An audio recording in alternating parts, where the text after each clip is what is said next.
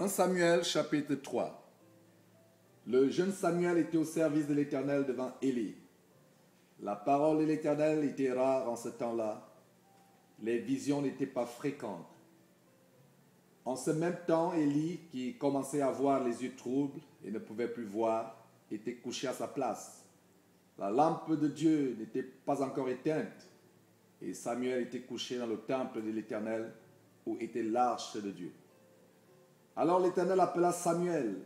Il répondit, « Me voici. » Et il courut vers Élie et dit, « Me voici, car tu m'as appelé. » Élie répondit, « Je n'ai point appelé.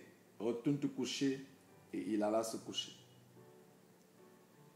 L'Éternel appela de nouveau Samuel. Et Samuel se leva, alla vers Élie et dit, « Me voici, car tu m'as appelé. » Élie répondit, « Je n'ai point appelé, mon fils. Retourne te coucher. » Samuel ne connaissait pas encore l'Éternel, et la parole de l'Éternel ne lui avait pas encore été révélée. L'Éternel appela de nouveau Samuel pour la troisième fois, et Samuel se leva, alla vers Élie et dit, « Me voici, car tu m'as appelé. » Élie comprit que c'était l'Éternel qui appelait l'enfant, et il dit à Samuel, « Va, couche-toi, et si l'on t'appelle, tu diras, « Parle, Éternel, car ton serviteur écoute. » Et Samuel alla se coucher à sa place. L'Éternel vint et se présenta, et il appela comme les autres fois, « Samuel, Samuel !» Et Samuel répondit, « Parle, car ton serviteur écoute. » Alors l'Éternel dit à Samuel, « Voici, je vais faire en Israël une chose qui étourdira les oreilles de quiconque l'entendra. En ce jour, j'accomplirai sur Élie tout ce que j'ai prononcé contre sa maison. Je commencerai et j'achèverai. Je lui ai déclaré que je veux punir sa maison à perpétuité à cause du crime dont il a connaissance et par lequel ses fils se sont rendus méprisables sans qu'il les ait réprimés. C'est pourquoi je jure à la maison d'Élie que jamais le crime de la maison d'Élie ne sera expié, ni par des sacrifices, ni par des offrandes. »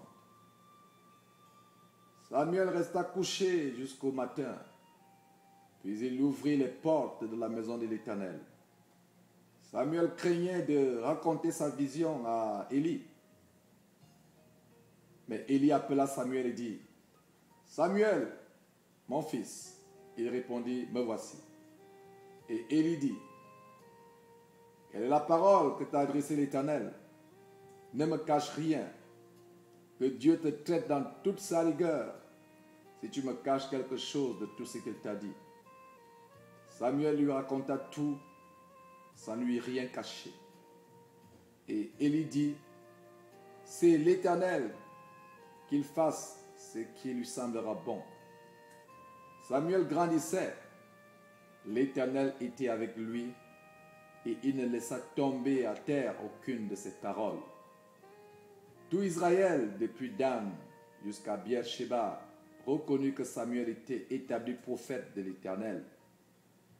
L'Éternel continuait à apparaître dans Silo, car l'Éternel se révélait à Samuel dans Silo par la parole de l'Éternel.